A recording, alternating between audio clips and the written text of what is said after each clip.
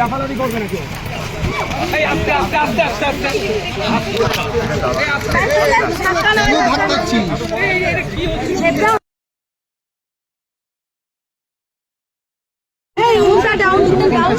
শরীর কেমন আছে? প্রচার শেষ আর একটু প্রস্তুতি শুরু, সব মিলিয়ে সামনে চলে গেছি।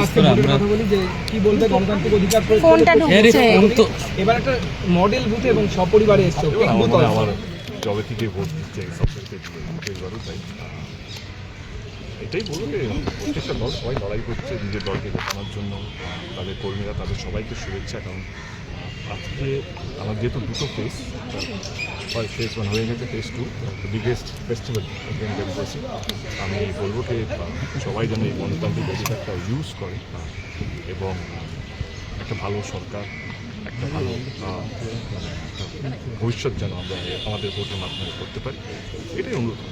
এবং এবারে শান্তিপূর্ণ ভোট চালাচ্ছে, শোনা যাচ্ছে শান্তিপূর্ণ ভোট হয়েছে, ভোট পার্সেন্টেজ বেড়েছে এবং কোথাও বলা হচ্ছে যে কোথাও গেরুয়া এবং সবুজের একটা সেই 50% একটা ওই বিষয়ে একটা শোনা আমরা জানি এবার যাচ্ছে। এসআইআর হয়েছে, তুমি নিজেও এসআইআর অঙ্ক তো তাই বলছে, অঙ্ক কি বলছে, আগেরবার আমরা 85% ছিলাম, রাইট? আজকে যদি 7.5 কোটির মধ্যে যদি 90 লাখ ভোটার যদি বাদ যায়, এমনি 12% বেশি ভোট পাস চলে গেছে। আমরা যদি 12% থেকে 80% অ্যাড করি, 90% তো এমনি চলে যাচ্ছে। এবং আমার মনে হয় কি এটা হওয়া উচিত, মানে যত বেশি ভোট পাবো তত বেশি ভালো। মানুষকে বোঝাতে হবে প্রত্যেকটা ভোট কিন্তু ইম্পর্টেন্ট, মানুষকে বোঝাতে হবে কি না every vote matters, every vote counts. তো এটা হচ্ছে ইটস এ গ্রেট থিং। রইল তৃণমূল কংগ্রেস এবং বিজেপি, আমি আমার দল আমি চাইবো, যেহেতু আমি 1 মাস ধরে দলের হয়ে প্রচার করেছি, আমি চাইবো আমার দল আবার সরকার করুক। এটা আমার মনে হয় এটা তো অন্যায় না। যে কোনো দল তাদের কর্মীরা যেভাবে চায়, আমি আমার দলের জন্য আমি সেটাই চাই, কি আমার দল যেন চতুর্থবারের জন্য মমতা ব্যানার্জি শপথ নিই। এটা তো আমার স্বপ্ন, এটা আমার ইচ্ছে।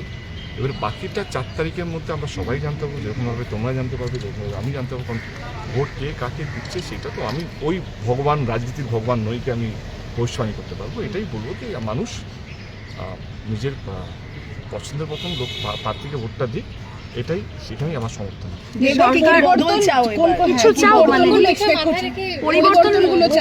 তোমার কিছু চাওয়া? অনেস্টলি বলি, মানে এটা জানি না কতটা ঠিক হবে বলা না। আমার মনে হয় যে যেইভাবে পপুলেশন বাড়ছে, মানে আমার মনে হয় যে কোনো সরকার, সে রাজ্য সরকারে হোক বা কেন্দ্র সরকারই হোক, কারণ চাকরির অবস্থা দেখতেই পাচ্ছেন, শুধু বাংলা বলে না, ভারতবর্ষে চাকরি নেই। যারা বলছে দুপুরে চাকরি তারও আজকে দিচ্ছে। আমি একটা পলিটিক্যাল স্টেটমেন্ট দিচ্ছি না। আমার মনে হয় পপুলেশন কন্ট্রোলটা আমাদের মূল হওয়া উচিত, কারণ সেটা উইল টেক 20-25 ইয়ার্স। চায়না একটার সময় আমাদের থেকে অনেকটা এগিয়ে ছিল পপুলেশনে, আজকে চায়নাকে আমরা বিট করি। চায়নার জায়গাটা আমাদের 3-4 গুণ বেশি, ওদের কান্ট্রিটা আমাদের থেকে লাইক এরিয়া ওয়াইজ আমাদের থেকে অনেক বড়, আমাদের সেই কান্ট্রিটা অত বড় না। আমার চাই কি দিদি যদি ফেরত আসে, দিদিকে বলবো এবং সরকারকে বলবো, যেই হোক না কেন। এবং আমার মনে হয় কি কেন্দ্র সরকার স্পেশালি সবকটা রাজ্য সরকারকে মিলিয়ে একটা লং টার্ম প্ল্যান করতে, এটা 20-25 বছর লাগবে প্ল্যানটা। এখন থেকে কীভাবে আমরা পপুলেশন কন্ট্রোলের মধ্যে যাব, কারণ এই পপুলেশন কন্ট্রোল করলেই দেখবে চাকরি, অনেক কিছু সমস্যার সমাধান হবে। তো আমার মনে হয় কি পপুলেশন কন্ট্রোলটা এখন আমাদের মূল বিষয় হওয়া উচিত। ইট উইল টেক 10-20 ইয়ার্স, মানে এটা আজকে বললে 1 বছরের মধ্যে হবে না। এটা ঘাটার মাস্টার প্ল্যানের মতো নয় যে 5 বছর plan. It will take 20-25 years, একটা রোড ম্যাপ। আমার অনুরোধ কেন্দ্র সরকার এবং রাজ্য সরকারকে যে এইটা নিয়ে একটা জয়েন্টলি ওভারঅল ইন্ডিয়াতে যদি একটা সব স্টেট মিলিয়ে, দেশের প্রধানমন্ত্রী মিলিয়ে যদি এটাকে নিয়ে উদ্যোগ নেয়। দেব, একটা খুব গুরুত্বপূর্ণ প্রশ্ন, যে কেন্দ্রীয় বাহিনীর বেশ কড়াকড়ি বা বাড়াবাড়ি চোখে পড়েছে আজকে। উত্তর 24 পরগনা গোবরডাঙ্গায় লুঙ্গি পরে গিয়েছে বলে তাদেরকে ভোট দিতে দেওয়া হয়নি, নাতির প্যান্ট পরে গিয়ে ভোট দিতে হচ্ছে। তো এই ধরনের ডিসক্রিমিনেশন কি বলবে? ভোট তো গণতান্ত্রিক অধিকার। কারেক্ট। তোমাদের মনে হচ্ছে এটা অন্যায়? ধরে বলো। হ্যাঁ, তোমারও তো একটা সে আছে, রাইট? শুধু আমি এমপি বা আমি একটা বলে তো আমার সেই ম্যাটার করে, তোমাদের সেও ম্যাটার করে। তোমাদের কি মনে হয় এটা অন্যায় কি অন্যায়? অবশ্যই অন্যায়। এই অন্যায়ের বিরুদ্ধেই আমরা লড়ছি, মানে আমাদের দল লড়ছে। যেটা ভুল সেটা ভুল, যেটা ঠিক সেটাকে ভুল প্রমাণিত করা হচ্ছে জোর করে, সেটা ভুল। এবং আমি এটাকে প্রতিবাদ করছি। আমার এই যে ধর্ম, যেটা আমি সবসময় বলি, মানে আমার মঞ্চ থেকে আমি বলি যে ধর্মকে মাথায় রেখে যদি আমরা সবটাই, মানে নির্বাচন কমিশন যদি ধর্মটাকে মাথায় রেখে, সিআরপিএফের মতন মানে এমন একটা প্রতিষ্ঠান, মানে এমন একটা এজেন্সি, তারাও যদি কে কোনটা পড়ছে কাপড় দেখে তাকে ভোট দিতে ভাই, দেবে কি না, এটা তো করছে? অন্যায়। আর এবং ক্যামেরা আমাদের সামনে দেশের নিয়ে চলে ভাবমূর্তি যাচ্ছে। নষ্ট হচ্ছে। কোথায় আসলে আমাদের দেশ একটা সেকুলার দেশ, আমাদের দেশের সমস্ত রকমের ধর্মকে আমরা সম্মান করি, বেশভূষা আমাদের ধুতিকে সম্মান করি, আমরা সবাইকে সবুজকে সম্মান করি, আমরা মাথার তিলককে সম্মান করি, এবং মাথার টুপি পরাটাও আমরা সম্মান করি। এটা তো আমাদের দেশের কালচার, এটা তো আমাদের অহংকার।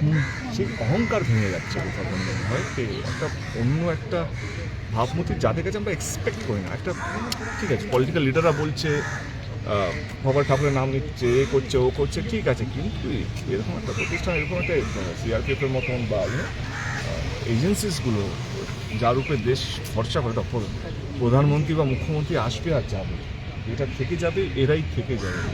ইসি বলো বা সিআরপিএফ বলো বা ইডি সিবিআই, এরাই তো থাকবে। নেতারা আসবে যাবে, মুখ্যমন্ত্রী আসবে যাবে, প্রধানমন্ত্রী আসবে যাবে, কিন্তু দেশ তো চালায় এরাই, ডেমোক্রেটরাই তো দেশ চালায়। তারা যদি এটাকে অ্যাকসেপ্ট করে নেয়, ডিসক্রিমিনেশন করে নেয়, ডিসক্রিমিনেটটা অ্যাকসেপ্ট করে নেয়, তাহলে আমাদের দেশটা সার্ভাইভ করতে পারবে না। খুব বেশি আমরা খুব তাড়াতাড়ি আমরা সফল হয়ে যাবো। মানে এটা এইবারে ইলেকশন 2026 ইলেকশনে বাংলায় বিশেষ করে দেখা যাচ্ছে। আমার জানি না এটা তোমরা কীভাবে নেবে, আমার অনুরোধ, দেশ কিন্তু নেতারা চালায় না, দেশ চালায় কিন্তু বিউরোক্রেটসরা, ডেমোক্রেটসরা। তারা যদি দেশটাকে এইভাবে ধর্মকে নিয়ে ভাগ করে না, দেশে যেই নেতা আসুক না কেন, সে দিদি থেকে আসুক বা দাদা থেকে আসুক, বিজেপি থেকে আসুক বা কেন্দ্রের আসুক, দেশটা কিন্তু খুব একটা খারাপ দিকে যাচ্ছে। দেশকে এখন কিন্তু বাঁচিয়ে রেখেছে ডেমোক্রেটস অ্যান্ড এই এজেন্সিসগুলো, মানে বিউরোক্রেটসগুলো। তো ফোর্থ পিলার অফ স্ট্রেংথ, মানে পিলার অফ ডেমোক্রেসি যেটা আছে, সেটা কিন্তু মেন পিলার। তারাও যদি ধর্ম পক্ষপাতী হয়ে যায়, ধর্ম যদি করে, তাহলে এটা খুবই দুঃখজনক। এটা আজকের জন্য না, 2026, আজকে আমরা কবে কথা 29 এপ্রিলের কথা বলছি না, এটা 2030, 40, 2040, এটা না আরও খারাপ হতে যাবে, আরও একটা অন্য দিকে চলে যাবে। এবং আমরা অ্যাজ এ কান্ট্রি, যেটা নিয়ে আমরা গর্ব করতাম, ডেমোক্রেটিক কান্ট্রি, একটা সেকুলার কান্ট্রি, আমাদের biggest democracy in the world, সেটা কোথাও যেন এখন কোথাও একটা চিহ্নতে চলে এসছে, একটা প্রশ্নমুখে চলে এসছে। আমাদের এই প্রশ্নগুলো ফেস করতে হচ্ছে, যেটা আমরা কোনোদিন ভাবিনি এই প্রশ্নটা আমাকে ফেস করতে হবে। দাদা একবার আঙুলটা হাতে একবার এদিকে দাও।